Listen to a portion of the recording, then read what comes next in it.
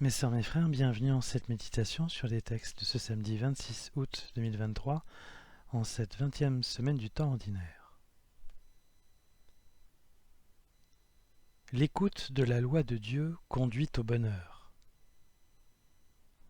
Il est bien rare de pouvoir donner des conseils pour bien vivre et prétendre dépasser le mur que la philosophie n'a jamais pu dépasser, celui de la réalisation du bonheur. Dans nos sociétés contemporaines, occidentales, soit il est admis philosophiquement que la réalisation du bonheur est une quête illusoire, soit des séducteurs divers tentent de capter vos émotions, vos souffrances et vos espoirs pour proposer des solutions toutes faites et sans valeur. En réalité, il existe un entre-deux plein d'humilité et qui a été choisi par Ruth dans le texte du jour. Ruth ne réagit jamais de manière unilatérale. Elle avance toujours avec prudence et confiance, quelle que soit la situation, fût-elle dramatique. Nous avions vu hier que Ruth, en deuil de son mari, comme Noémie, a répondu à l'amour de sa belle-mère. Noémie a montré l'amour du Dieu d'Israël à Ruth, la Moabite, qui l'a suivi jusqu'en Israël. Noémie ne souhaitait pas, comme Ruth, que le nom de son mari disparaisse. Noémie s'est souvenue de la loi du rachat. Voir livre de Lévitique, chapitre 25, versets 48 et 49. Cette loi du rachat qui permet à un proche parent de racheter la terre et tout ce qui est dépendant, les choses et les personnes. De la racheter à une personne de la même famille en situation d'appauvrissement, pour justement éviter que la terre et les biens passent en des mains étrangères à cette famille. Noémie va ainsi conseiller Ruth, qui a trouvé faveur auprès de son parent Boz, auprès de qui elle demande le rachat.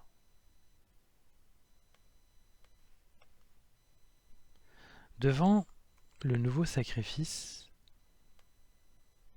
de Ruth pour sa belle-mère, qui accepte de devenir l'épouse de Boz, et devant cette déclaration d'amour pudique et indirecte de Ruth pour Boz, qu'il a si bien traité depuis son arrivée en Israël, Boz s'écrie « Sois bénie du Seigneur, ma fille ».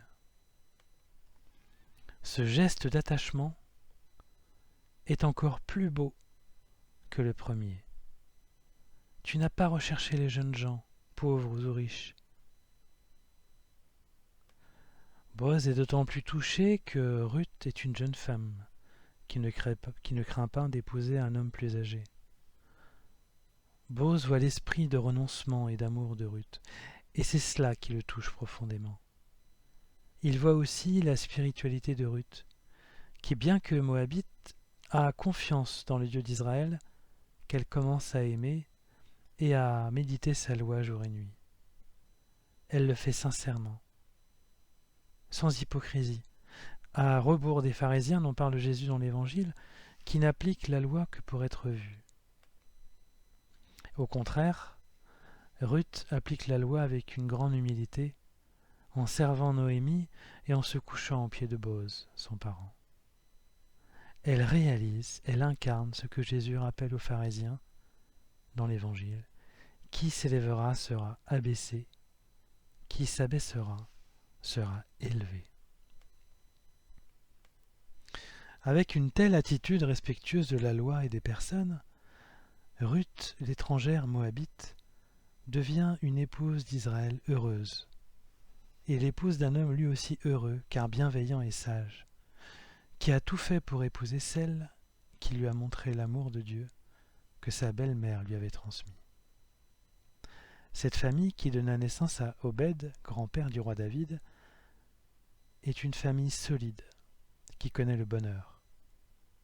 Le bonheur n'est pas l'absence de maux ni de souffrance. Le bonheur est un ensemble de moments dont la paix globale est donnée à chaque instant par les personnes de notre entourage et de notre famille. Nos groupes et nos familles peuvent vite se détruire.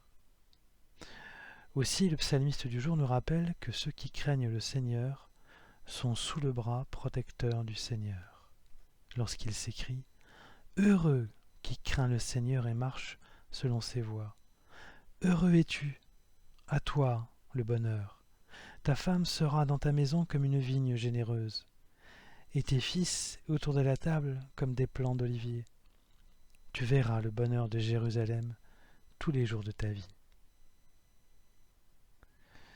Alors mes sœurs, mes frères, puissions-nous écouter et comprendre la loi de Dieu pour s'y conformer.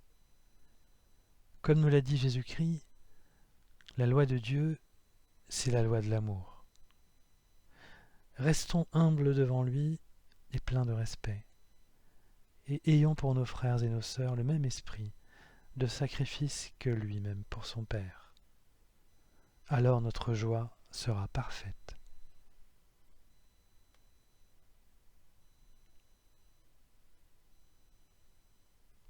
Après cet instant de méditation sur les textes du jour consacrés à l'écoute de la loi de Dieu et de son chemin vers le bonheur, comme Ruth nous l'a montré, je nous invite à la prière.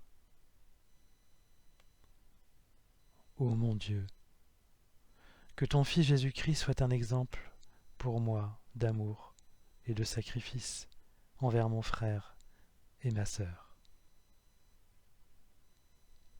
Que cette loi d'amour s'attache à moi chaque jour, comme Ruth s'est attachée à Noémie et à Bose, pour qu'elle donne du fruit et qu'elle soit un témoignage de ta puissance, de ta gloire et de ton amour infini et éternel.